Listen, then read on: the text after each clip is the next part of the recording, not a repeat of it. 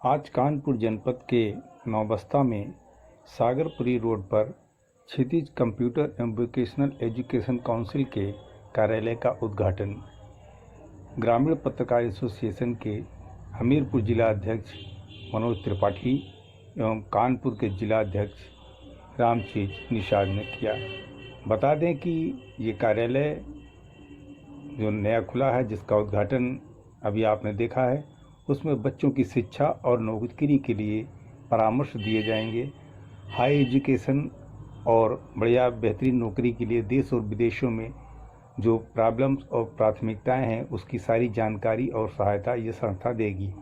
तो कानपुर के भविष्य के लिए, उन बच्चों के भविष्य के लिए ये बेहतरीन अवसर है और इन अवसरों का लाभ उठाने के लिए सभी को आगे आना चाहिए।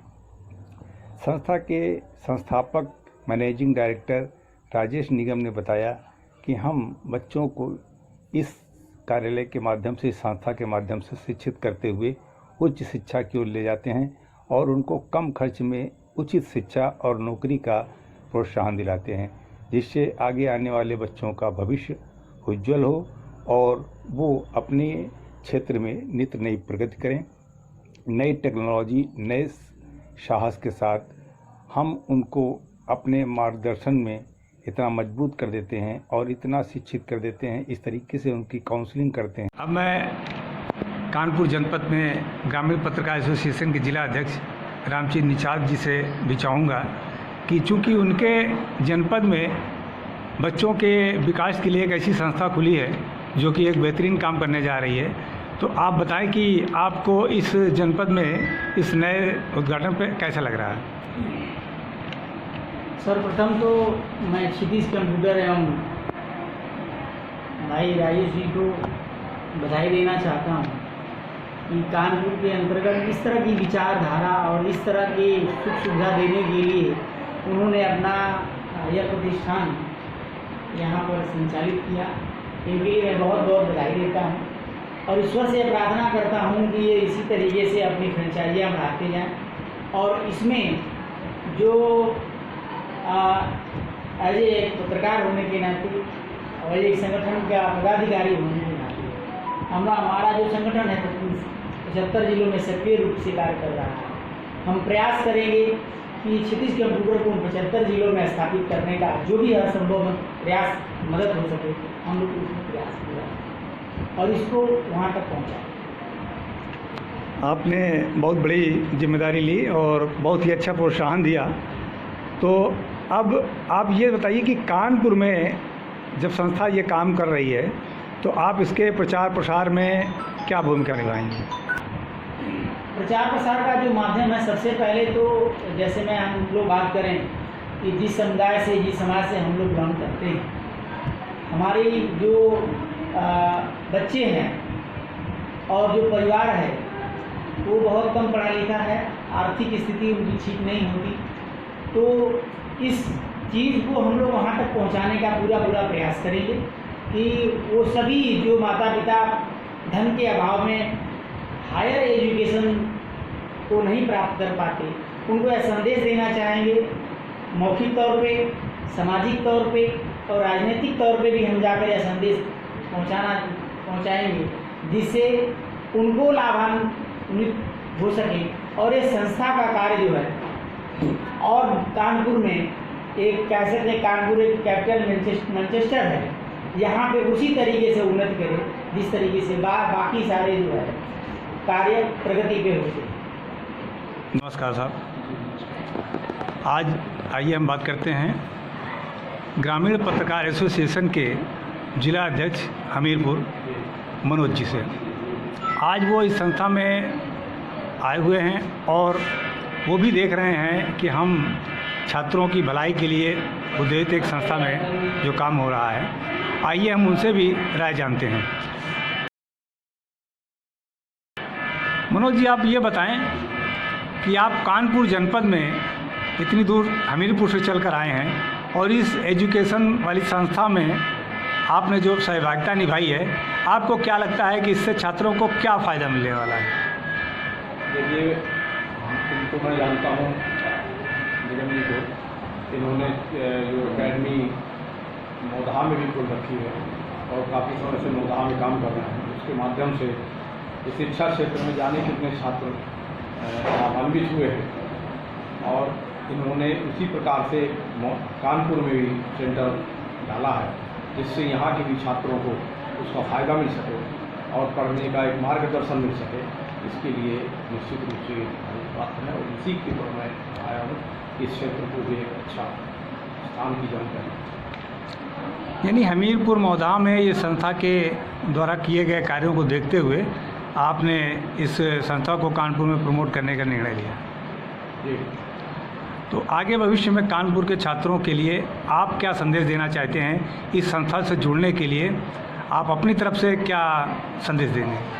मैं यही देना चाहता हूँ कि ज़्यादातर करना चाहते हैं परंतु छात्रों को जानकारियाँ करें। जानकारियों के अभाव पे वो अपने आगे के भविष्य के लिए कई जगह मार्ग में भटक जाते हैं या उनको रास्ता नहीं मिल पाता जानकारी। इस कारण से इस संस्थान से जुड़ करके जानकारी हासिल करेंगे और अपने स्तर से जहाँ उनको जिस चीज़ की आवश्यकता है उसको प्राप्त करेंगे और उनका जहाँ मन लगेगा कि इस क्षेत्र में हम जाना चाहते हैं उस क्षेत्र में जाने का यहाँ से मार्गदर्शन का जो सहयोग मिलेगा उससे यहाँ के शिक्षा क्षेत्र में छात्रों को एक नया आयाम मिलेगा। आप ग्रामीण पत्रकार एसोसिएशन से जुड़े हुए प्रदेश के कई जिलों में दौरा भी करते हैं, आते हैं जाते हैं। इस तरीके से आपने देखा होगा कि पूरे उत्तर प्रदेश में जो शिक्षा का क्षेत्र है वो इस समय भी डेवलप करने की स्थिति में है। तो आप पत्रकारिता के दृष्टि से छात्रों में क्या देखते हैं और इस समय जो संस्था द्वारा प्रयास किए जा रहे हैं उस पर आप एक पत्रकार के नज़रिए से क्या राय रख रहे हैं? देखिए, अभी भी शिक्षा क्षेत्र में सरकार ने चाहे जितने प्रयास किए हों परंतु उन सभी प्रयासों में कोई ऐसा प्रयास अभी भी दिखाई नहीं देता जिससे छात्रों को जानकारी अच्छी हासिल हो। जानकारी के अभाव में छात्र भटक जाता है और उसको सही जगह का मार्गदर्शन मिल जाने के कारण भी आज उनको अपने लक्ष्य पर पहुंचने में कहीं ना कहीं भटकाव होता है। इसलिए ऐसे संस्थान जो एजुकेशन लोगों को जानकारियां देते हैं, उनको जगह जगह कहाँ जा सकते हैं जहाँ पर कम पैसे में अच्छी शिक्षा ली जा सकती है और उसको लेकर के आगे कैसे बढ़ा जा सकता है, इस क्षेत्र से ऐसे काम करने वाले संस्थान बहुत कम है और जब ऐसे संस्थान काम करते हैं तो निश्चित रूप से लोगों को लाभ मिलेगा। बहुत बहुत धन्यवाद आपकी जानकारी। आइए बात करते हैं हम संस्था के संस्थापक राजेश निगम जी से और जानते हैं उनसे वो बातें जो बच्चों के भविष्य के लिए उन्होंने बताया कि संस्था के द्वारा वो बच्चों को किस तरीके से एजुकेशन और नौकरी में मदद करते हैं। आइए हम उनसे बात करते हैं और जानते हैं उनकी राय। आज आपने शिक्षा के क्षेत्र में काम करने के लिए जो ये आपने कैंप लगाया है, यानी कि आप इस संस्था का यहाँ पर उद्घाटन करने के लिए आए हैं, तो इसके विषय में आप कुछ जानकारी दीजिए। ये Kshitij computer and vocational education council के नाम से रजिस्टर्ड संस्था है। इसमें हम कंसल्टेंसी का भी काम करते हैं, जैसे इंडिया के या अदर कंट्री के मेडिकल कॉलेज हुए या कॉलेज हुए, जैसे बीटेक वगैरह है, एमबीए है, एमबीबीएस मेडिकल लाइन पे या इंजीनियरिंग लाइन पे कोई बच्चा एडमिशन लेना चाहता है तो उसको हम सपोर्ट करते हैं और उसको जानकारियाँ देते हैं कि कौन सा कॉलेज है, कहाँ पर कौन अच्छी शिक्षा हो रही है, तो उसको पूरी जानकारी देते हुए हम उनके एडमिशन में सहायता प्रदान करते हैं। तो ये जो आप सहायता प्रदान कर रहे हैं ये भारतवर्ष में ही काम कर रहे हैं कि भारत के बाहर भी काम होता है? नहीं, भारत के बाहर जो मेडिकल लाइन पे हम करते हैं और इंजीनियरिंग लाइन, जो जैसे मान लीजिए अमेरिका है और रूस है, अभी यूक्रेन में भी होता रहा है, लेकिन अभी चूँकि हालात ऐसे हैं कि नहीं वहाँ हो रहा है एडमिशन, तो यहाँ के जो स्टूडेंट विदेशों में जाकर पढ़ना चाहते हैं और अच्छे कॉलेजों में या यूनिवर्सिटीज़ में एडमिशन चाहते हैं तो हम उन्हें उसमें मदद करते हैं और उनको सारी जानकारियाँ प्रदान करते हैं कि किस प्रकार से किस प्रोसीडिंग के तहत आप वहाँ पर एडमिशन ले सकते हैं और उसमें हम भरपूर मदद करते हैं। भारत में जिन बच्चों को आप प्रोत्साहित करना चाहते हैं, जो उनको सहायता प्रदान करना चाहते हैं, तो उसमें क्या आर्थिक स्थिति भी जुड़ी हुई है या सिर्फ जानकारी? नहीं, आर्थिक स्थिति तो देखिए डिपेंड करती है हर जगह पर।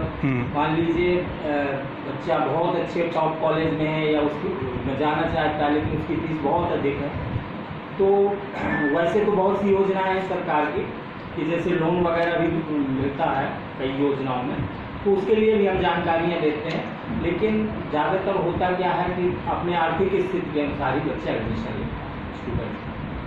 तो किस प्रकार की जानकारी आप मुहैया कराते हैं छात्रों को जिससे कि उनको आगे की शिक्षा में सहायता मिले? उसके लिए ऐसा है कि जैसे हमारे बहुत से स्टूडेंट जाते हैं, हम डीम मेडिसिन लिमिटेड के अंतर्गत काम करते हैं, ये हमारी संस्था है। तो उसमें क्या होता है कि जो बच्चे नीट क्वालिफाई होते हैं उनका एडमिशन हम विदेशों में किसी भी अच्छे कॉलेज में या यूनिवर्सिटी में करवाते हैं। तो एडमिशन होने के बाद यहाँ पर लौट कर अगर बच्चा अपनी वो पेशा करना चाहता है, प्रैक्टिस करना चाहता है, तो उसे नीट क्वालिफाई होने के साथ साथ एक एग्ज़ाम भारत सरकार लेती है, उसकी भी तैयारी हम लोग करवाते हैं ताकि वो उसको पास कर सके और यहाँ पर प्रैक्टिस कर सके या जॉब में जा सके, गवर्नमेंट जॉब। ये संस्था आपकी कितने दिनों से काम कर रही है? ये संस्था दरअसल हमारी ये संस्था बहुत पुरानी, करीब 25 सालों से काम कर रही है डीम मेडिसिन, लेकिन हमारा जो इनके साथ अनुबंध हुआ है वो अभी कुछ ही सालों का, 2-4 साल। आपका जो अनुबंध हुआ है ये तो अभी आपने बताया कि नया है, लेकिन संस्था जो है वो कितने वर्षों से कार्य कर रही है और कितने लोगों को प्रमोट करके उन्होंने सुविधा का लाभ दिलाया है? इसकी कुछ मेडिसिन की बात कर रहे हैं हम, मेडिसिन हो या किसी भी क्षेत्र में, हम ये जानना चाहते हैं कि आपकी संस्था के द्वारा विगत वर्षों में जो कार्य किए गए हैं उसमें कितने स्टूडेंट को आपकी संस्था द्वारा प्रमोट करके लाभान्वित किया गया? अभी हम पिछले वर्ष से जो एडमिशन दिए हैं वो अभी बहुत बड़ी संख्या तो नहीं है, लेकिन लगभग 20-25 एडमिशन हम MBBS में दे चुके हैं और बाकी बीटेक में तो यहाँ पे हमने कई छात्रों का यहाँ की यूनिवर्सिटी और कॉलेजों में उनकी तो संख्या काफ़ी है। बीटेक हो गए, MBA हो गए, तो हम टॉप कॉलेज जो हैं यहाँ पर इंडिया के, वहाँ पर भी उन्हें एडमिशन में सहयोग देते हैं और उनको वो रास्ते बताते हैं जिस तरह से वो वहाँ पर अपनी पढ़ाई शुरू कर सकते हैं। जिस क्षेत्र में आप काम कर रहे हैं उस क्षेत्र में और भी कंपनियां काम कर रही होंगी और भी संस्थाएं काम कर रही होंगी, तो छात्रों को आपसे ही क्यों जुड़े, इसके विषय में आप अपना थोड़ा सा। देखिए, किसी भी काम को करने के लिए दरअसल हम जितनी अधिक सुविधा स्टूडेंट को देंगे, जितना अच्छा मार्गदर्शन करेंगे जिससे उन्हें सरल लगने लगे कोई भी रास्ता या जो चुनना चाहते हैं वो या जो उनका लक्ष्य है, तो वही संस्था अच्छी होती है। और इसके बाद स्टूडेंट ही निर्णय करता है, उनके गार्जियन निर्णय करते हैं कि नहीं हमें जो है सही गाइडेंस मिल रही है, सही कंसल्टेंसी मिल रही है, तो वो हमें चूज करता है। और ऐसा नहीं है, और भी होंगी कंसल्टेंसी कंपनियां बहुत सी हो सकती हैं, लेकिन अपने काम करने का तरीका अलग होता है। हमारा तो मोटिव यही है कि ज़्यादा से ज़्यादा अच्छे ढंग से लोगों को और स्टूडेंट को सही कॉलेजों में एडमिशन करवाया जाए ताकि उनका भविष्य बन सके। तो आप आने वाले समय में जो छात्रों को जुड़ना चाहते हैं तो उनके लिए आप ऐसा क्या संदेश देना चाहते हैं कि वो आपसे जुड़ें? आप कुछ विशेष छात्रों से तो मैं यही कहना चाहूँगा कि मेहनत करें और अगर उनके अंदर योग्यता है तो बहुत अच्छे अच्छे कॉलेज हैं जहाँ पे उनकी योग्यता को, प्रतिभा को निखार दिया जाएगा। लेकिन पहले अपने अंदर मेहनत करना ज़रूरी है की भावना पैदा होनी चाहिए ताकि वो अच्छे कॉलेज पा सकें और अच्छी शिक्षा मिलेगी तो उनका भविष्य बनेगा। जैसा कि आपने बताया आपका उद्देश्य स्पष्ट हो गया है, लेकिन बहुत से ऐसे छात्र हैं जो चाहते हैं कि हमको एजुकेशन मिले और सही दिशा में मिले, लेकिन उनको ये ज्ञान नहीं है कि हम कहाँ जाएं, किससे संपर्क करें। इस दिशा में आपने प्रचार प्रसार का क्या माध्यम बनाया है, कैसे आप उन तक पहुँच रहे हैं कि वो आपसे जुड़ें? इसके लिए तो अब माध्यम बदल गए हैं। पहले समाचार पत्रों पे या इसके कई तरीके मार्केटिंग के लिए हमारे लोग जो एग्जीक्यूटिव हैं वो लोग जाते हैं और कॉलेजों में और आसपास के विद्यालयों में इस चीज़ को बताते हैं कि आपका एम क्या है, आप किस दिशा में जाना चाहते हैं। क्योंकि हमारे यहाँ तो कुछ लोग कॉल द्वारा भी उन बच्चों की लिस्ट ले करके जो जैसे बायो किए हुए हैं उनसे पूछा जाता है, इंटर बायो से किए हुए हैं, तो उनसे जानकारी ली जाती है कि क्या आप इस क्षेत्र में मेडिकल में जाना चाहते हैं, या बहुत से ऐसे हैं जो मैथ के स्टूडेंट हैं कि आप उसमें इंजीनियरिंग में जाना चाहते हैं। उस हिसाब से हम उन लोगों को करते हैं। बहुत बहुत धन्यवाद जो आपने स्टूडेंट की भलाई के लिए एक संस्था बनाई और एक उद्देश्य बनाया कि उनको जो है बेहतर प्रोग्राम दे करके डेवलप किया जाए। हम आपकी संस्था और आपके सभी पदाधिकारियों को हम बधाई देते हैं। धन्यवाद।